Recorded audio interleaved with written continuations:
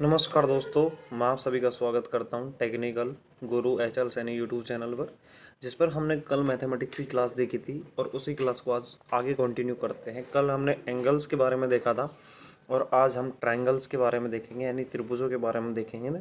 कल हमने रेखा कोण बिंदु वगैरह की छोटी मोटी बातें कर ली थी। आज हम थोड़ी आगे बातें करते हैं। देखो, स्टार्ट करते हैं आज की क्लास को। देखिए, सबसे पहले हमने क्या बात की थी, कोणों की बात कर ली थी कि यहाँ पे बनने वाले कोण 90 के होंगे। ये भी बात कर ली थी। ये त्रिभुज के तीनों कोणों का योग 180 डिग्री। बाह्य कोण की बात कर ली थी। अब बात चल रही थी त्रिभुजों की। वैसे मैं आपको एक बात बताऊँ पहले तो। बात क्या है, सबसे पहली चीज़, त्रिभुज बनेगा कब। त्रिभुज बनने के लिए कंडीशन क्या चाहिए, उसकी रेखाएं यानी उसकी भुजाएं किस टाइप की होनी चाहिए। तो सबसे पहले तुम जानते हो सभी कि अगर कोई भी त्रिभुज कभी बनेगा तो उसकी दो भुजाओं का योग तीसरी से हमेशा क्या होना चाहिए, बड़ा होना चाहिए, तो ही त्रिभुज बनना संभव है। तो हम जैसे भी कोई भी त्रिभुज लेते हैं तो हम उसकी क्या लेते हैं, तीसरी भुजा को क्या लेते हैं, दो भुजाओं के योग से छोटा लेते हैं। चलो ठीक है, ये मान लिया।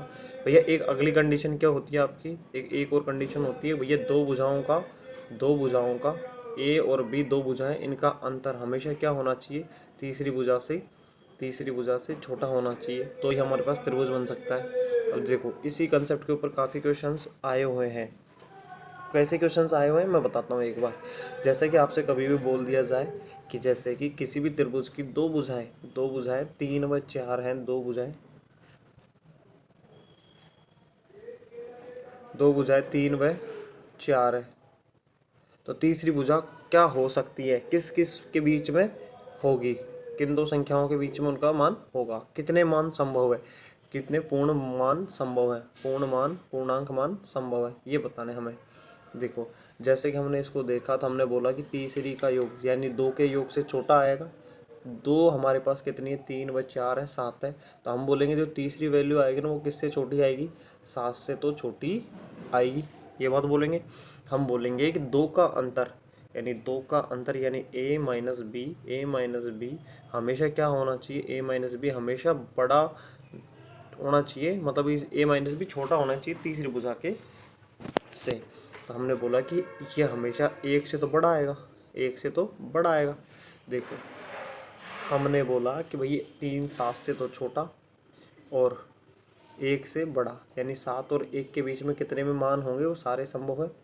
तो तुम बोलोगे बिल्कुल ठीक है। तो कौन कौन से हो सकते हैं, 6 भी हो सकता है, 5 भी हो सकता है, 4 भी हो सकता है, 3 भी हो सकता है, 2 भी हो सकता है, और बाकी कुछ नहीं होगा। ये बात समझ आएगी नहीं है। यानी अगर किसी त्रिभुज की दो भुजाएं 3 व 4 हैं, किसी त्रिभुज की भुजाएं 3 व 4 हैं, तो तीसरी भुजा हमने बोला कि भैया 2 से 3 4 5 6 कुछ भी आ सकती है। तो कितने मान हुए, 1 2 3 4 5 मान हुए कि नहीं हुए, यानी 5 मान इसके संभव है। अब इसी चीज़ को हम शॉर्ट ट्रिक में समझते हैं। कैसे इस चीज़ को समझते हैं, हम छोटी वाली भुजा को पकड़ते हैं। इधर से दो भुजा जो हमको दी हुई होंगी ना, उनमें से छोटी को पकड़ेंगे। छोटी को जैसे ही पकड़ा हमने, इसका डबल किया और एक माइनस कर दिया, इसका डबल किया और एक माइनस कर दिया, हमारे पास क्या आ गई,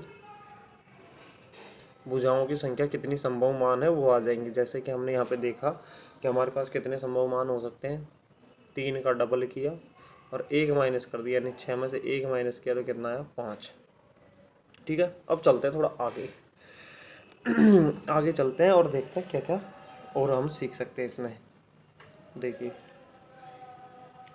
हम देखते हैं न्यून कोण त्रिभुज में क्या बनता है। हमारे पाइथागोरस प्रमेय लगती है ना, पाइथागोरस प्रमेय सभी ने पढ़ रखी होती है। पाइथागोरस क्या होती है, समकोण त्रिभुज में दो भुजाओं के वर्गों का योग तीसरी के बराबर होता है। लेकिन पाइथागोरस ने इतनी बात नहीं बोली थी, कुछ आगे भी बोला था। क्या बोला था कि भैया अगर ये योग दो भुजाओं के वर्गों का योग अगर ये बड़ा हो जाए तीसरी भुजा के वर्ग से, तो न्यून कोण त्रिभुज बोलते हैं उसको। क्या बोलते हैं, न्यून कोण त्रिभुज। भैया अगर दो भुजाओं के वर्गों का योग भी छोटा आ जाए तीसरी भुजा के वर्ग से, यानी तीसरी के वर्ग से क्या आ जाए, छोटा आ जाए, तो ये हो जाता है अधिक कोण त्रिभुज। पढ़ा चुके हैं हम, रिवाइज करवा रहे हैं, आगे बढ़ते हैं हम देखो, हम त्रिभुजों की टाइप देखते हैं उनके कोणों के आधार पर, कोणों के और भुजाओं के आधार पर देखते हैं। भुजाओं के आधार पर क्या हो सकती है, अगर किसी त्रिभुज की तीनों भुजाएं बराबर तो कौन सा त्रिभुज, समबाहु त्रिभुज। अगर दो भुजाएं बराबर तो कौन सा त्रिभुज, समद्विबाहु त्रिभुज। कोई भी भुजा और कोई भी कोण बराबर नहीं तो विषमबाहु त्रिभुज बोलेंगे कि नहीं बोलेंगे, बोलेंगे। अब हम ज़्यादातर काम इस वाले ट्राइंगल पे फिर इस पे करते हैं, सबसे कम काम इस पे करते हैं, क्योंकि इससे इतनी संभावनाएं बनती नहीं, इनसे ज़्यादा संभावनाएं बनती हैं। आगे देखते हैं क्या हो सकता है। और देखो, सबसे पहले हम कोण समद्विभाजक की बात करेंगे और इन सारे ट्रायंगल्स में हम देखेंगे कोण समद्विभाजक किसकी, कोण समद्विभाजक, एंगल बाइसेक्टर, समद्विभाजक। देखो एंगल बाइसेक्टर होता क्या है वैसे, कि भैया एक ऐसी लाइन खींचे, जैसे देखो यहाँ पे एग्जांपल दिख रहा हो तुम्हें, देखो मैंने क्या खींचा है, एक एग्जांपल देखो फिर समझते हैं। एंगल बाइसेक्टर होता क्या है, जैसे ये वाला कोण और ये वाला कोण मैंने बराबर बराबर दो भागों में बांट दिया, इनको दो भागों में बांट दिया, कि इस वाले पूरे कोण पी को दो भागों में बांट दिया। तो ये बांटने वाली रेखा जो है ना मेरी, बांटने वाली रेखा पी एस, इसको क्या बोलते हैं हम, एंगल बाइसेक्टर यानी कोण समद्विभाजक। और कोण समद्विभाजक यानी ये दोनों कोणों को बराबर बराबर बांटेगी, तो इसको कोण समद्विभाजक बोल दिया। भैया तुम बोलोगे एक त्रिभुज में अगर कोई कोण समद्विभाजक हम खींच रहे हैं तो सामने वाली भुजा को उसी अनुपात में बांटेगी, यानी सामने वाली भुजा जैसे हमारी x अपॉन वाई में बट रही है, तो हम बोलेंगे भैया कोण बनाने वाली भुजाओं के अनुपात में होगा, ये x और y होगा ना, ये x और ये y, ये x और ये y हमारा क्या होगा, कोण बनाने वाली भुजा a और b के अनुपात में होगा। a और b के अनुपात में होगा, ये बात हमने पढ़ी थी। अगर हमारे पास कोई ट्रायंगल इस टाइप से है ए बी सी और ये कोण समद्विभाजक डी है, तो हम बोलते हैं बी डी बटे डी सी बराबर होता है ए बी अपॉन ए सी के, इन कोण बनाने वाली भुजाओं के। भैया तुम बोलते हो भैया एक त्रिभुज में कितनी कोण समद्विभाजक रेखाएं खींची जा सकती है, मैक्सिमम। तुम बोलोगे 3 शीर्ष, तो 3 शीर्षों से 3 कोण बनेंगे, 3 कोणों का ही समद्विभाजन कर सकते हैं हम ज़्यादा से ज़्यादा, तो हमने 3 कोणों का समद्विभाजन कर दिया, अधिकतम 3 कोणों का समद्विभाजन। और ये समद्विभाजन जिस बिंदु पे आकर मिलते हैं ना, तीनों कोण समद्विभाजक जिस बिंदु पे मिलते हैं, इसको हम बोलते हैं अंतःकेंद्र। क्या बोलते हैं, अंतःकेंद्र। ये अंतःकेंद्र हो गया। भैया अंतःकेंद्र जिस बिंदु पे है, इसका मतलब क्या हुआ है, ये अंतःकेंद्र वो केंद्र है जिससे अगर इसके अंदर, इस त्रिभुज के अंदर कोई वृत्त बना जाए तो उसका भी क्या होगा, ये सेंटर होता है, ये सेंटर होता है। समझ रहे हो नहीं समझ रहे हो, ये अंदर बनने वाले वृत्त का भी क्या होता है, केंद्र होता है। चलो इतनी बात समझ आ गई। अब बात आती है जहाँ पे ये तीनों एक दूसरे को काटती हैं, उस जगह से क्या क्या रिजल्ट्स हमारे सामने आते हैं, जैसे कि हमने ये खींची थी, तीसरी ये खींची थी, जहाँ से ये कटती हैं, तो हम बोलते हैं जैसे कि इनको मिटा देते हैं फिलहाल के लिए, और इस वाली भुजा को सी बोल देते हैं। अभी क्या बोल देते हैं, सी। ये ए है, ये बी है और ये सी है। तो हमसे पूछता है कभी, जैसे ये आई बिंदु है, कौन सा बिंदु है जहाँ पे काट रहे हैं, आई बिंदु, तो हमसे पूछ ले भैया, अभी फिलहाल देखना है ये वाली रेखा, और हमसे पूछ ले इसका अनुपात, जैसे कि पी आई और आई एस का अनुपात पूछ ले। फिलहाल मैंने नाम चेंज किए, जैसे हम करवाते हैं तब ए आई और आई डी से करवाते हैं, तो फिलहाल इसी हिसाब से देखना। देखो अगर मुझे इसका अनुपात चाहिए तो मैं बोलूँगा, हमने क्लास में सिखाया था इन दोनों ऊपर वालियों को जोड़ दो, ए प्लस बी अनुपात नीचे वाली का अनुपात आएगा। अगर इन दोनों का अनुपात ले रहे हैं कभी भी हम, इसका और इसको जोड़ देंगे, यानी ऊपर वाली इन दो से मिलके बन रही है, नीचे वाली किस पे बन रही है, सी पे बन रही है, तो इसका अनुपात ये आ जाएगा। चलो इसके बाद में हम कोई सा का भी निकालना पड़े तो हम निकाल देंगे। कैसे, तीनों ऐसे ही इस टाइप से तीनों हो जाएंगे। तीनों कैसे हो जाएंगे, जैसे ये खींची, तो हम इसके लिए भी बोल देंगे, इस वाली के लिए, ये अगर हमसे पूछे ये आई पॉइंट है तो हमसे पूछे क्यों आई अनुपात, ये कोई भी बिंदु डी मान लिया, आई डी पूछे हमसे तो बता देंगे, ये अगर पूरी सी है तो हम बोल देंगे ए प्लस सी अनुपात कितना हो जाएगा, बी हो जाएगा। इस टाइप से तीनों हो जाते हैं। भैया कभी भी अगर तुमसे पूछ ले, अगर ये तीनों खींच रखी हो और हमसे पूछ ले क्या चीज़, ये तीनों खींच रखी हो, देखो क्या क्या पूछ सकता है। अभी फिलहाल के लिए मैं इसका नाम चेंज करता हूँ। क्या नाम चेंज करते हैं, देखो इसको ए लिखता हूँ,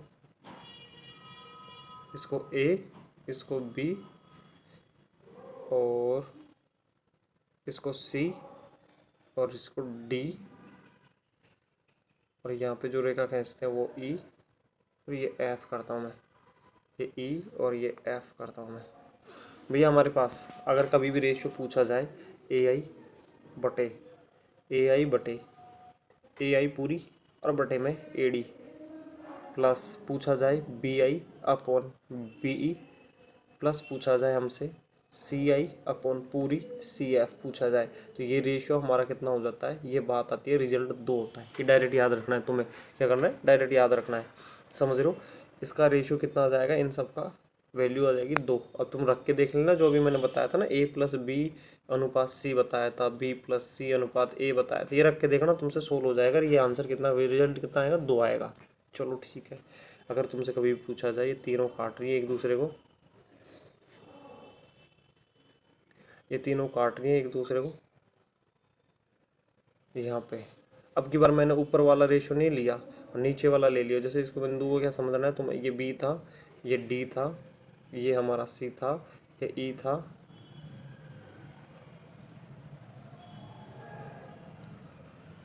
ये ई पॉइंट था,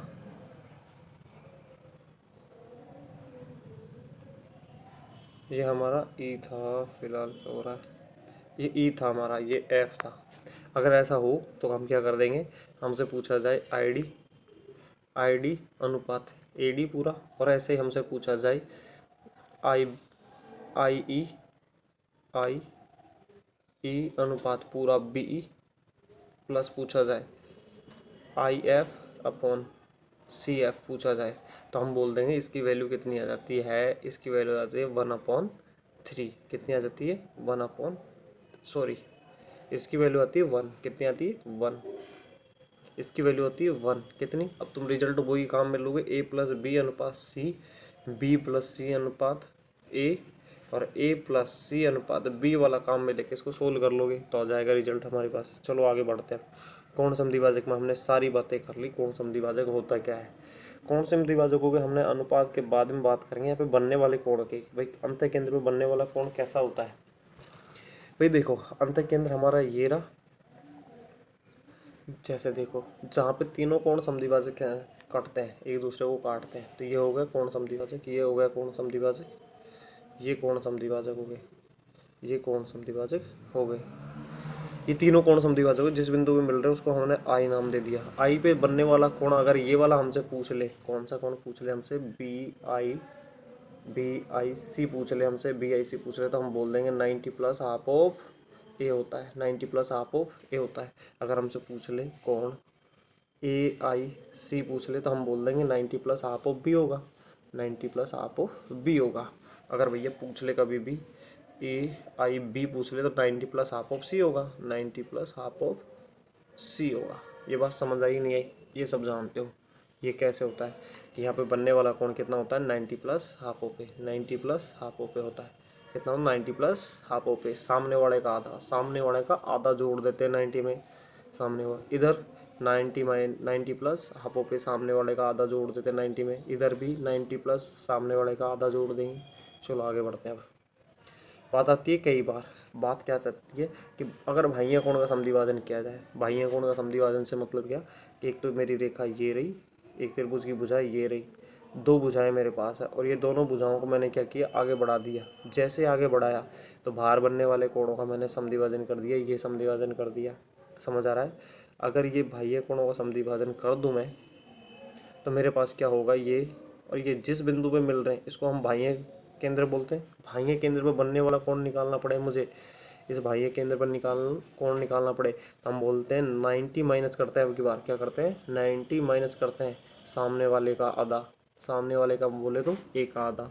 अगर भैया ये इस वाली भुजा को और इस वाली भुजा को आगे बढ़ा के होता तो इधर बनने वाले कोण के लिए हम क्या करते हैं, इधर बनने वाले के 90 माइनस हाफ ऑफ इसके सामने कौन बी। अगर भैया इस वाली भुजा को इस वाली भुजा को और इस वाली भुजा को आगे बढ़ाने पे यहाँ पे जो कोण बनता तो हम बोलते हैं 90 और सामने वाली कौन सी, हाफ ऑफ सी करते ही नहीं करते।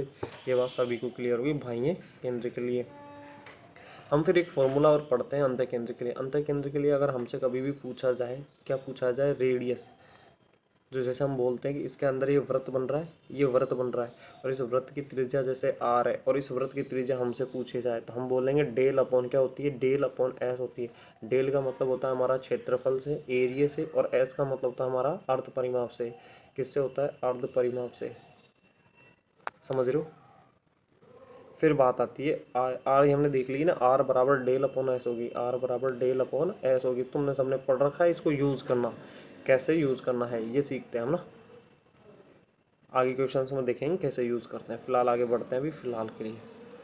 देखो अगर तुम्हें कभी भी बाह्य केंद्र के लिए निकालना पड़े आर की वैल्यू, यानी बाह्य भार बनने वाले, जैसे कि इस टाइप से कोई भी त्रिभुज है और उसके बाह्य भुजाओं को आगे बढ़ा दे तो इधर इस टाइप से कोई वृत्त बनेगा, और इस वृत्त की अगर तुमसे पूछ ली जाए रेडियस कितनी होगी, तो इसकी रेडियस निकालने के लिए आर अपॉन ये वाली भुजा की लेंथ मान लो मैंने बी मान ली, तो हम बोलेंगे डेल तो आएगा ही आएगा, डेल डेल तो आएगा ही आएगा, डेल अपॉन एस भी आएगा, लेकिन एस में से क्या घटा देंगे आपकी बार, इस वाली भुजा को घटा देंगे बी वाली को। तो हमारे पास बाह्य केंद्र से बनने वाले वृत्त की क्या आ जाएगी, त्रिज्या आ जाएगी। समझ गए नहीं समझ गए, आगे बढ़ते हैं। देखो यहाँ से हमारा सारा काम कंप्लीट हो गया, इधर से हमने सब कुछ देख लिया, अंतः केंद्र का और कोण समद्विभाजक की सारी बातें कर ली। एक बात और आती है, मैं फिलहाल के लिए बता ही देता हूँ तुम्हें।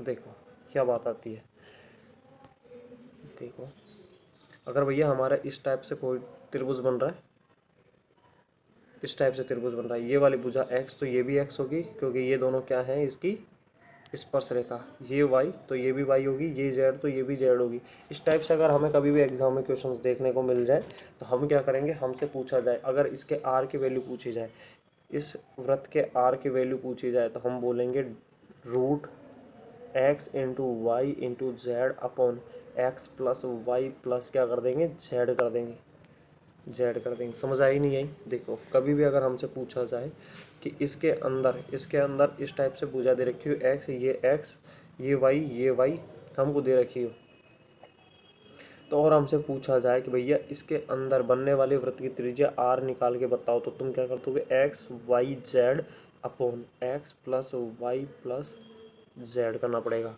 समझे कि नहीं समझे। तो मैं क्लास में मैंने सब कुछ बताया था कि क्लास में कैसे हमने इसको डिराइव किया था, समझ आए कैसे बताया था। देखो अब आगे बढ़ते हैं थोड़ा, अब हम आते हैं माध्यिका पे। कहाँ आते हैं, माध्यिका पे। माध्यिका पे क्या बात करेंगे देखते हैं। माध्यिका होती क्या है, वैसे तुम सबको पता है, अगर अगर त्रिभुज में हम एक शीर्ष से सामने वाली भुजा के मध्य बिंदु को मिला दें, एक शीर्ष से सामने वाली भुजा के मध्य बिंदु को मिला दे, ये रेखा हमारी क्या कहलाती है, ये रेखा कहलाती है हमारी माध्यिका। क्या कहलाती है, माध्यिका कहलाती है। समझ आएगा नहीं आया। तो हमारे इस वाले देखो त्रिभुज में क्या बन रहा है, तीन माध्यिका खींच रहे हैं, एक तो इस शीर्ष से, एक बीच से, एक शीर्ष से, तीन माध्यिकाएं खींच रहे हैं। तो एक त्रिभुज में मैक्सिमम कितनी माध्यिकाएं हो सकती है, तीन। अगर तीन माध्यिकाएं एक जिस बिंदु पे काटती हैं उस बिंदु को हम बोलते हैं केंद्रक। क्या बोलते हैं, केंद्रक। ये होगा हमारा केंद्रक। और केंद्रक जिस बिंदु को हमने केंद्रक बोला, ये माध्यिका को 2:1 में बांटता है। ये सारी बातें हो गई थी हमारी, जैसे हमने 2:1 में, नॉर्मल सी बातें हैं, 2:1 में क्यों बांटता है, कैसे बांटता है, ये सारी कैसे के 2:1 में बटेंगी। ठीक है, चलो आगे बढ़ते हैं थोड़ा सा। देखो माध्यिका में हम और क्या क्या देखेंगे, ये हम देखते हैं कि माध्यिका में सबसे पहले हम क्या देखते हैं कि माध्यिका जैसे ही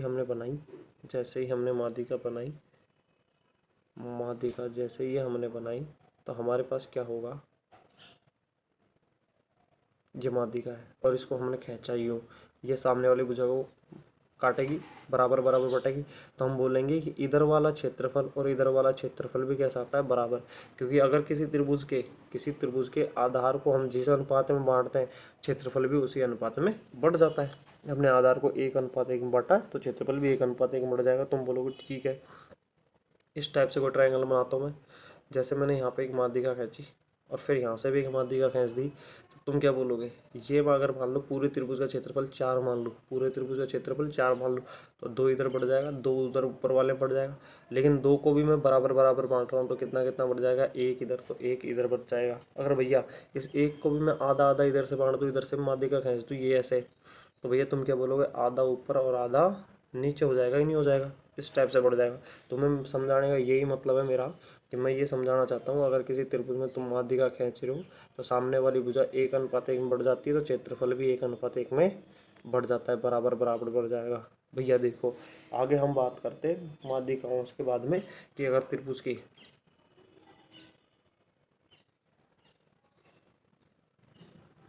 अगर त्रिभुज की हमने माध्यिका खींची तो तुम बोलोगे कि भुजाएं जैसे ये ए है, ये बी है, ये सी है, ये एडी माध्यिका हो गई, ये बीई माध्यिका हो गई, ये सीएफ माध्यिका हो गई। एडी बीई, एक मिनट वापस से बनाते हैं इसको।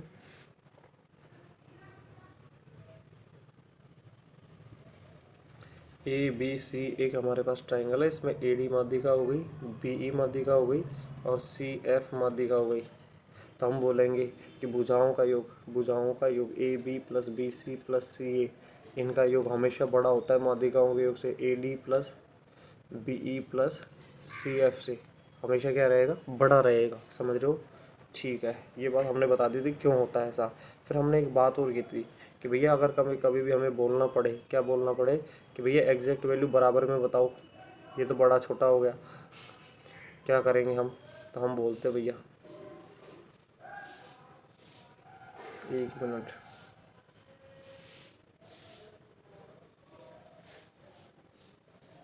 ये बना दिया हमने, ये ए डी माध्यिका हो गई हमारी, ए बी सी और ये डी हो गया, बी ई और सी एफ हो गया। तो हम देखो थोड़ा सा देखो साइड में करते हैं। ये अगर इस टाइप से माध्यिका है तो मैं रिजल्ट ही लिखता हूँ सीधा कि भैया हमारी माध्यिकाएँ अगर ए बी, तो A B square plus B C square, तीनों भुजाओं का स्क्वायर, सी ए स्क्वायर, तीनों भुजाओं का वर्गों का योग, ये होता भैया इनका 3 गुणा, इनका 3 गुणा। तो आगे लिख देता हूँ, 4/3 कर देता हूँ। 4/3 होता है माध्यिकाओं के वर्गों के योग के, A D square plus B E square plus C F square के, ऐसा होता है। ये रिजल्ट कहाँ से आया, क्यों आया, ये बता देंगे हम, है ना। फिलहाल हम बात करते हैं, ये बात आपको याद रखनी पड़ेगी, भुजाओं के वर्गों का योग, भुजाओं के वर्गों का योग माध्यिकाओं के वर्गों के योग के 4/3 के बराबर होता है। देखो फिलहाल हम बात करते हैं, अगर हमसे कभी भी पूछा जाए क्या कि तुमसे अगर भुजा दे रखी है ए बी सी और ए डी माध्यिका दे रखी है इस टाइप से, तो बताओ इस ए डी माध्यिका की लेंथ निकालने के लिए कोई रिलेशन है क्या? हाँ भैया है रिलेशन, इसको हम अपोलोनियम थ्योरम बोलते हैं। क्या बोलते हैं? अपोलोनियम थ्योरम।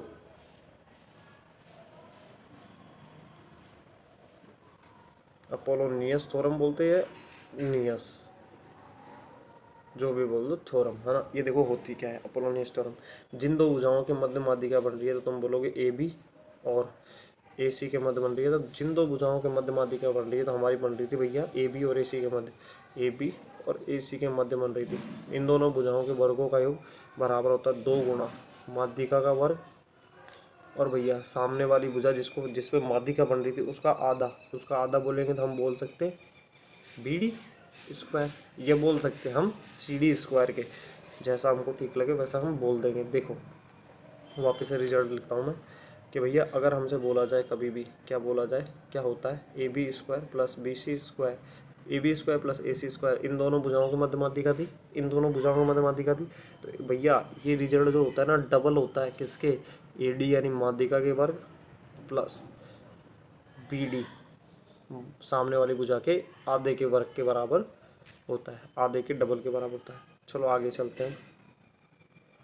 तो माध्यिका हो गई हमारी, माध्यिका के बाद में हम बात करते हैं, आगे ये बात हम बाद में करेंगे, ठीक है। आज के लिए इतना ही काफ़ी है, बाकी कल टाइम मिलेगा, कल बनाता हूँ मैं वीडियो, इसी पे आगे कंटिन्यू करता हूँ।